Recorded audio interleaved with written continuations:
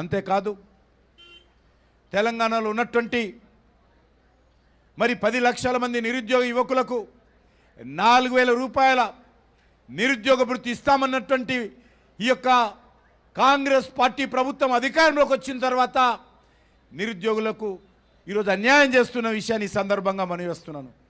అంతేకాదు ఈరోజు మనం చూస్తూ ఉన్నాం, ఈరోజు మన యొక్క కాసం గారు మాట్లాడుతూ ఇది ప్రజాప్రభుత్వము, ఇది ప్రజల పాలన, ఇది సోనియమ్మ పాలన, మీరు ప్రగతి భవన్ రావచ్చు, సెక్రటరియట్ రావచ్చు, ద్వారాలు ఉండే అని చెప్పారు. పాపం చాలామంది నిరుద్యోగ యువకులు ప్రజాభవన్కి వెళ్ళారు. రోజో దరఖాస్తు తీసుకొని అక్కడ రేవంత్ రెడ్డి వస్తాడేమో అని చెప్పి దరఖాస్తులు పట్టుకొని ఎదురు చూశారు. ఉద్యోగాల కోసం ఎదురు చూశారు దరఖాస్తులు పట్టుకొని. సోనియమ్మ పాలనలో, ప్రజల పాలనలో, కాంగ్రెస్ పాలనలో దరఖాస్తులు తీసుకోవడానికి వస్తానన్నటువంటి రేవంత్ రెడ్డి గారు ప్రజాభవన్కు రాలేదు, దరఖాస్తులు తీసుకోలేదు. ఈరోజు సెక్రటరియట్కి అంటున్నారు, సెక్రటరియట్లో కూడా తాళాలు ఉండవు, తలుపులు ఉండవు, పోలీసులు ఉండవు, ఎవరైనా రావచ్చు, ఎవరైనా తమ ఫిర్యాదులు, తమ సమస్యలు సెక్రటరియట్లో మంత్రులకు చెప్పుకోవచ్చు అన్నారు. కానీ ఈరోజు కాసం గారు ఒక విషయం మర్చిపోయారు. నిరుద్యోగ యువకులను రానివ్వడం లేదు, వాస్తవమే. కానీ పైరవికారులు మాత్రం ఎవరైనా రావచ్చు, ఎవరైనా అవ్వచ్చు. Congress party office, Congress party నాయకులు, పైరవికారులు సెక్రటరియట్కు రావడానికి పోవడానికి నో ఆస్కరు, నో టెల్లరు. ఎవరైనా రావచ్చు, ఎవరైనా పోవచ్చు, ఏ మంత్రి అయినా కలవచ్చు. ఇంత తక్కువ సమయంలో ఇంత వ్యతిరేకత కూడగట్టుకున్నటువంటి ప్రభుత్వము దేశంలో ఏది లేదు. అది కర్ణాటకలో కాంగ్రెస్ పార్టీ ప్రభుత్వము, తెలంగాణలో కాంగ్రెస్ పార్టీ ప్రభుత్వము. అది కర్ణాటకలో సిద్ధరామయ్య ప్రభుత్వము, తెలంగాణలో రేవంత్ రెడ్డి ప్రభుత్వము.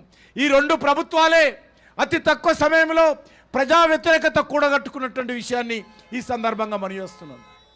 అంతేకాదు పార్లమెంట్ ఎన్నికలకు ముందు కాంగ్రెస్ పార్టీ అనేక రకాల ప్రచారం చేసింది. అధికారంలోకి వస్తే రిజర్వేషన్. ఈరోజు మనవి చేస్తూ ఉన్నాం, రాజ్యాంగ అమలులోకి వచ్చి ఈరోజు 75 సంవత్సరాలు కావస్తుంది. తప్పకుండా రాజ్యాంగాన్ని మరింత పటిష్టపరచమే తప్ప కాంగ్రెస్ పార్టీ మొదటి నుంచి కూడా అబద్ధాలు ఆడడము, మోసం చేయడము కాంగ్రెస్ పార్టీ వెన్నతో పెట్టినటువంటి విద్య. ఈరోజు చూస్తూ ఉన్నాం, విద్యార్థులందరికీ విద్యా భరోసా కార్డులు ఇస్తామని చెప్పారు. 5 లక్షల రూపాయలైనటువంటి విద్యా భరోసా కార్డులు ఎక్కడ పోయినా రేవంత్ రెడ్డి గారు చెప్పాల్సినటువంటి అవసరం ఉంది. ఏవైతే హామీలు ఇచ్చారో, ఏవైతే ప్రజలకు గ్యారంటీలు ఇచ్చారో ఆ గ్యారంటీలే ఈ యొక్క కాంగ్రెస్ పార్టీ ప్రభుత్వానికి గుదిబండలుగా మారుతాయి. ఖచ్చితంగా కాంగ్రెస్ పార్టీ ప్రభుత్వం ఏ రకంగానైతే టీఆర్ఎస్ పార్టీకి, కేసీఆర్కు తెలంగాణ ప్రజలు బుద్ధి చెప్పారో, కేసీఆర్కి బుద్ధి చెప్పడానికి 10 సంవత్సరాలు పట్టింది.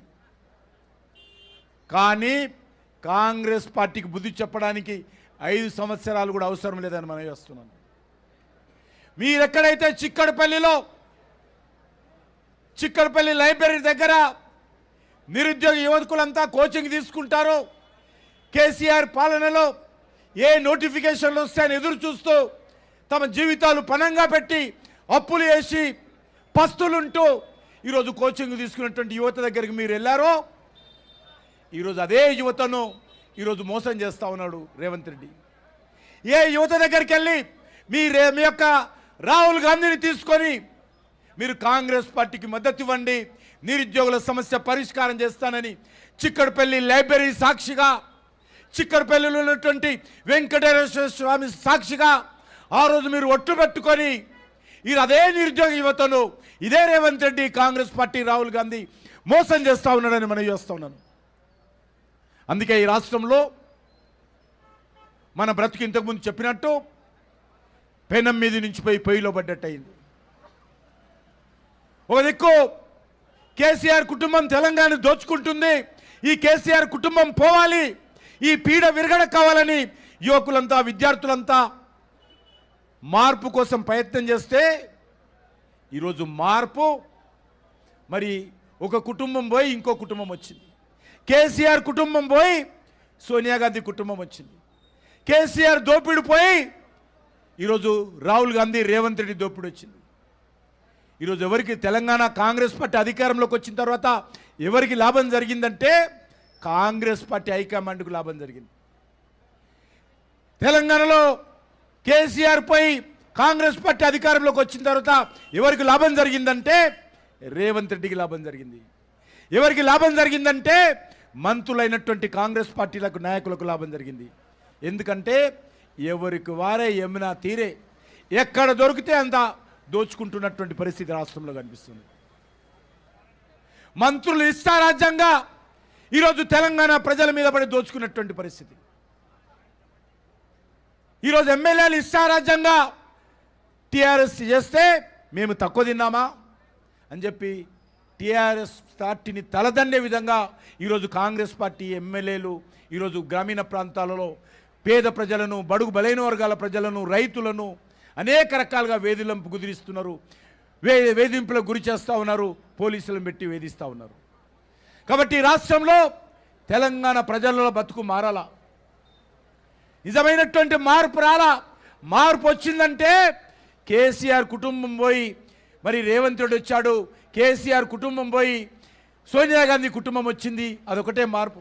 గులాబీ జెండా పోయి ఈరోజు చేయి గుర్తు జెండా వచ్చింది తప్ప ఈ రాష్ట్రంలో ఏ మార్పు రాలా. అనేక రకాలుగా ఈరోజు అదే అవినీతి కొనసాగుతూ ఉంది, అదే దోపిడీ కొనసాగుతూ ఉంది, అదే పోలీస్ నిర్బంధం కొనసాగుతూ ఉంది, అదే దౌర్జన్యం కొనసాగుతూ ఉంది, అదే అధికార దుర్వినియోగం కొనసాగుతూ ఉంది, అదే రకమైనటువంటి పార్టీ ఫిరాయింపులు కొనసాగుతున్నాయి. ప్రభుత్వ పాలనలో మార్పు రాలేదు, ప్రభుత్వ విధానంలో మార్పు రాలేదు, ప్రభుత్వానికి సంబంధించినటువంటి ప్రభుత్వ విధానంలో మార్పు రాలేదు.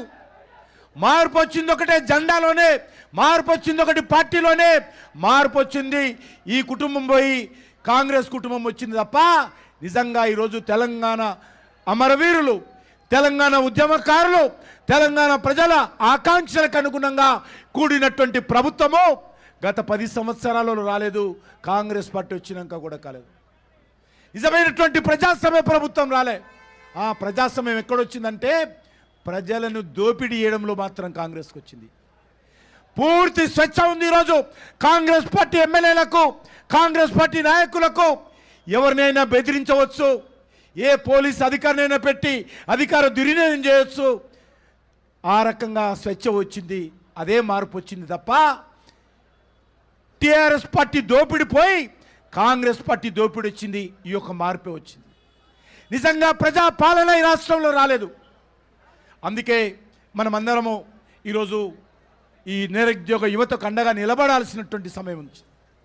మనము కలిసికట్టుగా ఏదైతే ఏ ఉద్యోగస్తులైతే ఏ యువత అయితే 10